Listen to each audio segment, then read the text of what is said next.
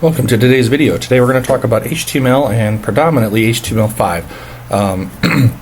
So how does, we looked in the last video and we saw that when we did something with Python, that little script that requested the content from our HTTP response, we saw it return a bunch of HTML. And so how do we create that markup and how do we make it look like a web page in our browser? And we're going to start looking at that today as we explore HTML and HTML5. We're talking about rich internet applications, and with any application, or with the vast majority of applications that we deal with or interact with, there is a user interface component. The HTML and the browser are what provides that user interface and the user experience component. There are a couple primary things that we deal with then in working on this client side, the client side being the browser on our client devices. HTML is instructions on how to lay things out. We'll have something called cascading style sheets that we'll talk about here in one of our upcoming lectures. Cascading style sheets, or CSS, tells the browser how those things should look, how they should interact with each other. So positioning and layout and flow and all that stuff we'll talk about when we get to CSS. And then we have the JavaScript, and the JavaScript is what provides us that dynamic interactive element on the client side. JavaScript is code that the client side, that the browser executes. We'll talk more about the style sheet and the style sheet cascade and all this good stuff about how those rules are applied in making us, as well as the JavaScript, and making our pages look and behave the way that we want them to. These are the three primary components talked about. HTML defines the structure, style sheets define the styles and the layout, and then JavaScript provides us with the interactivity. So how do we start? We're going to start with HTML.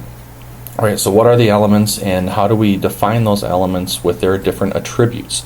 Attributes are an additional component on any single element that we can oftentimes define to further define how that element works. Sorry about that, getting a little bit of recording going in the background here. HTML document then is composed of elements. These elements represent distinct portions or parts in a web page, a paragraph, a heading, the body, the actual document itself, and we're going to break those down and take a look at all those basic ones here throughout this video. Elements are marked by one or more tags. Tags are oftentimes two-sided, and so you'll hear me refer to these, I guess, a little bit interchangeably, an element or a tag, essentially referring to the same thing. When you see that in HTML, the tags come oftentimes, not every single one of them, but oftentimes they come in pairs. We have the opening, we have the closing, and we have the stuff that comes in between, the content. That stuff that comes in between can be other elements, can be other tags, right? There's a hierarchy, and we'll look more closely at that when we talk about the DOM. What makes this opening versus closing is this /. Right, that's the only difference between the two. This indicates, it looks kind of like XML if you've ever worked with that. This indicates the opening and this indicates the closing. We have to be very careful. Tags that have an opening and closing pair, if you forget the closing pair, your site will likely not lay out the way that you expect. Unlike languages that we compile or languages that are interpreted, HTML won't generate. The browser won't generate any errors. If you forget this closing tag, it won't give you an error to say, hey, there was a syntax error with your HTML document. It will just try to lay it out to the best of its ability, which may or may not come across correctly. Right? So we have to be very careful that we get these to match up. And we'll look at some editors. I believe we looked at Sublime Text earlier in the semester already. We have editors out there that help to match those tag pairs up so that when we miss one, our editors can tell us that we missed it, so we can fix that and prevent any future confusion when we're working in development here. Tags can overlap. I mentioned that content, if we go back to this example here and we talk about this content can be other tags. And so this is an example of having a paragraph tag with a nested div tag. And then inside of the div tag is the actual content, right? When we do this nesting, we can't have tags overlap. That means that this paragraph has to open and close, and any tags that open inside of it, so in this example, this div, has to open and close within that containing tag, within that parent tag. So div has to close before the closing paragraph. We can't have paragraph div. Those tags would overlap, and that would be invalid HTML. Right? This is a hierarchy. This is actually considered, because this div is inside of this paragraph, this div is considered a child node or a child element to this paragraph. And when we talk about the DOM, it'll be very important to understand that, and that's really where we'll get in there and explore that concept more. We'll go through a bunch of different elements, different tags, to talk about how we use those with our HTML, or at least begin to start looking at them. Before we do that, though, we'll talk about attributes. And so we can define attributes on elements. And most of the time, what we define are specific to that element. We'll have an ID attribute, or a style attribute, or a value attribute. We can define arbitrary attributes, right? As long as you have code like JavaScript that understands that attribute, then it can be useful. But there are a handful of attributes that we'll start to see here as we start looking at HTML that change the behavior of that element. Input elements are a big one, or a good one for that. When we start talking about input elements, then you'll see that we'll have an attribute type. And we can say type equals radio button, type equals input box, type equals checkbox. And based off of that type, then that will determine how that input element is rendered by the browser. Is it a text box? Is it a radio button? Is it a checkbox? Right? They're all input elements, but the attribute defines how the browser interprets that particular element. This is the HTML. This is the minimum HTML that you need in order to define an HTML page. And you can see that not only is this indented, this indentation means nothing to the browser. It means something to us, though, because it's the way in which that we can see, as we're developing this code, we can see the relationship and the hierarchy in our documents. That's very important to us as the developer. There's three primary components. Well, there's this outer HTML tag, which wraps all of this stuff. So every document that we create will have this HTML here.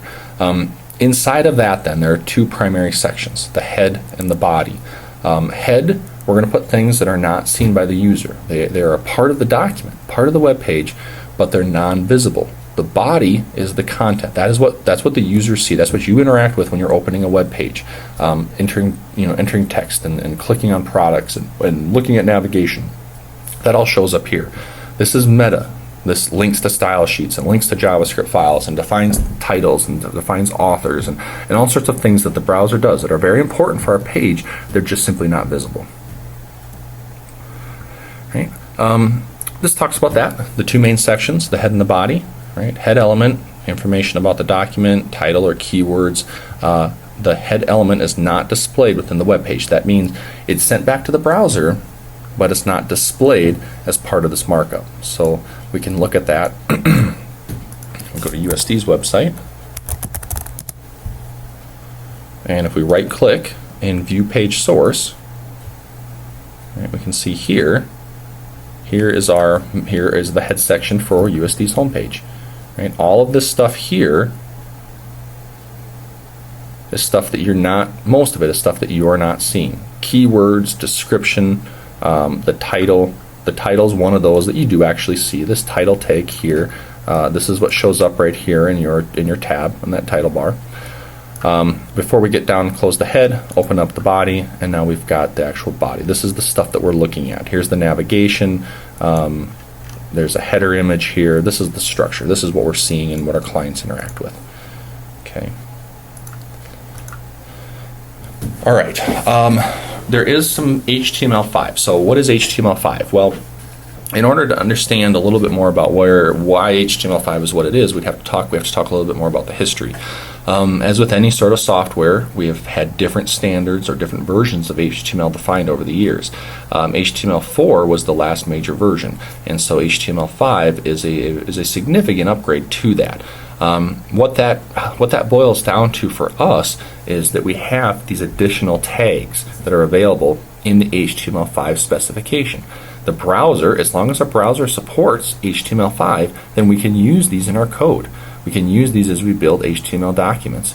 And so the tags, some of these tags, if the browser doesn't support HTML5, they can't use it. They don't understand it. And so that is something that we have to be careful with. There is a good resource that I want to point out right now, which is this other tab I have open, W3 Schools. And what I use it for is not only a place to just go and learn about these particular topics, but also to check for compatibility issues. So looking at my slides here, we have a section, a section tag, a section element. And if we go to that link, we can get information. It's kind of like the documentation for that section tag. It tells us a little bit about what it is. It gives us an example of how we can use it in our HTML document, but it also gives us browser support. Right? It's an HTML5 Okay, it says right here, the section tag is new in HTML5, HTML4, well, technically 4.01, and how do we know if it's supported? Well, we can come here and we can look and we can see that under this browser support section, in this version of Chrome, Internet Explorer, Firefox, Safari, and Opera, the 5 primary browsers, these are the versions that support it. Right? And so we know that Internet Explorer is on version 10 or 11 or something now, and so we've got pretty good support. We probably have pretty good support across all these browsers for these particular tags. Let's see. There's other information here, so if you're interested in reading more about that, this is a good place to go. And I would encourage you now as you go through, as we start to learn more about these tags, because we have to kind of move rapidly. We're not going to be able to spend a ton of time learning about just HTML. I'm just trying to set the foundation for the user interface component of web application development. You're going to want to come back to a site like this or mark this as a resource, w3schools.com, and spend some time exploring. This takes the place of a good textbook, in my opinion. This is one of the reasons why we don't have a textbook, because we have resources like this freely available on the internet.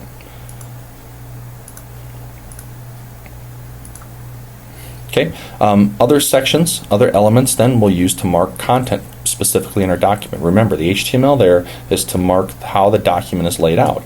Articles for articles, asides for sidebars, footers and headers for those respectively, navigation for navigation, and a section for a section. And so we'll use those, of course, appropriately.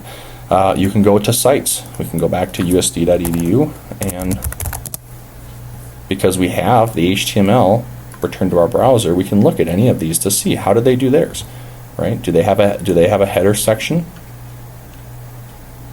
Doesn't look like it. They've got nav, so they're using this HTML5 element. They've got an aside that they're using here. They may or may not have a header. It's hard to say. It might come after. It might come after the actual navigation, just depending on the layout. We could search for it too. Header, there it is. Right. So there's our class header. Right. When you start getting these big web pages with a lot of HTML, it starts to get a lot more difficult to look at the actual markup. Which is important. That's why it's important to have this indentation to show that hierarchy and that relationship. Okay, so what do we use those for? And we just talked about it. Most of them are self-explanatory. Header for the header, footer for the footer. Sections are for portions of a page, your main content area or your sidebar. Maybe you have multiple sections in the main content area. They're just sections. They're just sections of your site. Asides, those are going to be like sidebars, so maybe you have a section for your main content and then you have a sidebar as well. And I have my own personal site that's a good example of this, and that I have my main area here that I have as marked as a section in the HTML markup, and over here is a sidebar. Okay, articles, right? So with a site like this, because these articles, this is content, I mark those as articles as well. This helps to not only provide clarity in how we're marking up the HTML, but it actually adds a benefit to the search engine as well. That is that when the bots, Google and Bing and all those come and try to understand what your site, how your site's made and what the content's on it, it looks at those tags and to enrich its understanding, to know that it found a navigation area, to know that it found an article. And there's a lot more we can talk about there. Okay, here's an example then, just conceptually, of how we could use those individual elements to lay out a site using HTML5. Nav for navigation, header for an header area, section for, this is a content section, and then we have articles inside. Here's another aside, because over here on the side we have links to additional resources or related content or whatever, and then we have our footer. These are all HTML5 elements. The previous way of doing that with the HTML 4.01 spec was to use something called a div. And we'll talk a little bit more about the layout of the HTML elements when we start talking about CSS. You can see this was actually very common to have divs with these IDs. Say div, remember we talked about attributes. ID is an attribute, so you can say that this div has an ID attribute equal to nav. ID attributes. IDs are unique, and so what we were doing was we were assigning a unique identification value to each element. This was a header, this was a section, this was an article, this was an aside. It's important to understand this because you may still, as you work on websites, if you're developing or maintaining older code bases, you may see this as the HTML, the way that they structured that site.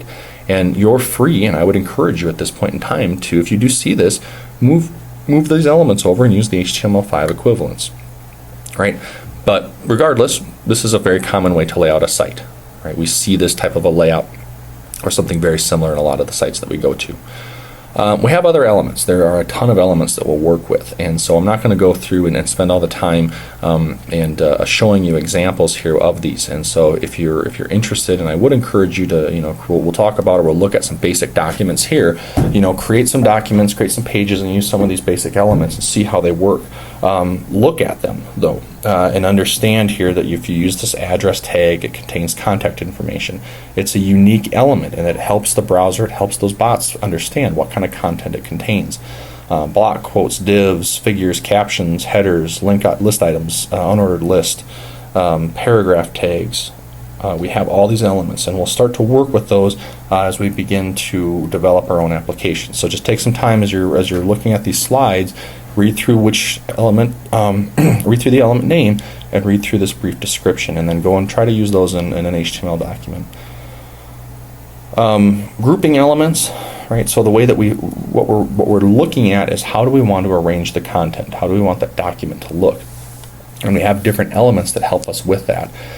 Grouping elements contain content that is viewed as a distinct block within a web page. Heading elements, block level elements that contain the text of main headings on the web page. Right, so heading elements, we have H and then N, H being a number 1 through 6. So H1, the largest heading, H6 is the smallest heading. And those elements are displayed differently in a page. They have bold text, they have much larger font size, they have line spacing, margins, and paddings. And we'll talk about the box model in a little bit, above and below. And so the type of elements that we use will be determined by how we want those to be displayed within the page. If we want something to be a header, right, we go back and look at this example. I wanted this to be a header. This is the title of this particular post. And if we do a right-click inspect element, we can see that that is in fact, I use an H2 for that entry, right?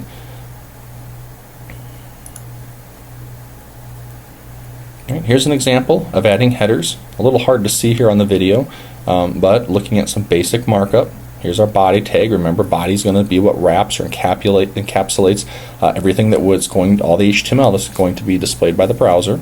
There's the header tag, and inside of the header we have a couple of H1s and H2s, those being heading elements. And same thing, we can use those wherever we want header text, right? It doesn't have to just be in the header itself.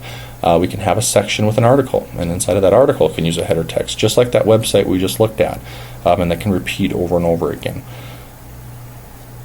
Paragraph elements give us logical breaks in our content. And so if we look at the content here, and let me close this out. Okay, you'll see two distinct sections of content right here, because those are separated by a paragraph. And so we use those paragraphs to group content. And it adds a break before and after, right? Opening paragraph tag, closing paragraph tag, and then the content that we want to include in between that to include other elements. Block quotes, it's another element that you have, and it gives you different styles. Here you can see an example using a block quote with paragraphs inside, and it gives this indentation. So it separates it or makes it stand out from the normal content. When we start looking at additional styling, you can see this is a WordPress site, and this is the default for a block quote in WordPress. Right? It stands out. It's indicating to you as the reader that I'm quoting this text from somebody, and that is in fact what I was doing. Okay. Lists are the last element that we'll talk about. We have a variety of ways or lists that we can create: ordered, unordered. Ordered lists appear in numerical order. So if you think about a list inside of like a Word document, they're like bulleted items, but instead of just being a bullet, it's 1, 2, 3, 4, and so forth. Unordered lists are the same thing, except they use a bullet or they use some other non-numerical type character. It gives us the ability to list content in order. The other important thing that we'll use those for is for things like navigation. If we look at this navigation on the home page, you'll see that these are in fact an unordered list with a bunch of list items, right? We have to change the style, and so there's been some modifications, and you can see that some of these styles here, we'll talk about these when we get into CSS. The styles modify the behavior a bit, but it's an unordered list with a list item. So instead of showing up as a bulleted list, it shows up side by side, and then it becomes a really nice way to create navigation, which is what we're seeing here. All right, so let's see, how are we doing on time? Good, pretty good. That's the introduction to HTML, and just a little bit between HTML and HTML5. HTML5 has a specific set of characters, and so if you're not, if you want a complete listing, go to someplace like W3 Schools. So we can do a search, W3 Schools HTML5, and it'll give you a rundown of HTML5 introductions, and I'll link to this in our class, our class schedule. What is new? How do we create those characters? What are those elements? Because there's semantic elements like the ones we talked about, header, footer, article sections. There's control attributes. Right? So we'll talk about input types and how do we get a number, how do we get a date, how time picker, how do we get a calendar, graphical elements, and some multimedia. And these are important. I'm pretty sure we'll cover them at some point here. But we don't have to depend on Flash anymore, because we can go to places like YouTube, and now we can stream the video because we have audio and we have video tags. We don't have to have that Flash player running anymore. And so those are some of the important concepts with HTML5. So this will be some of the required reading, and I will get that posted in the schedule here so that you guys can go through that. Let's see. I've also uploaded into our Google Drive, get some of this stuff out of the way, some basic documents to start exploring the HTML that we're looking at. So inside of the Google Drive, and this is just because I have this link to my Google Drive on this machine, sample code under an HTML folder, and you'll have these 4 files. I've got these opened up in Sublime Text. We'll start with basic, and basic is just that. It is the most simplest, the basic type of document that you can create. There is one additional piece here that we didn't cover in the slides, and that is this doc statement. So we say doc type HTML. And W3 Schools, when you read through this, through that material, it'll tell you, okay, so what is the doc type? It's the document declaration. You know, in this case, what are we using? We're using HTML5, which is just simply HTML. You have older versions of that. I don't have an example of that right now, but you may see other values there. We need HTML. That means that we want to use HTML5, and the browser will look at this, and then it'll understand that it's going to have to use HTML5. Here's our HTML. We can define an attribute for the language to be English. There's head, there's the body, and then there's our closing HTML. And you can see with Sublime Text, it's highlighting for me. You see these little dots underneath it.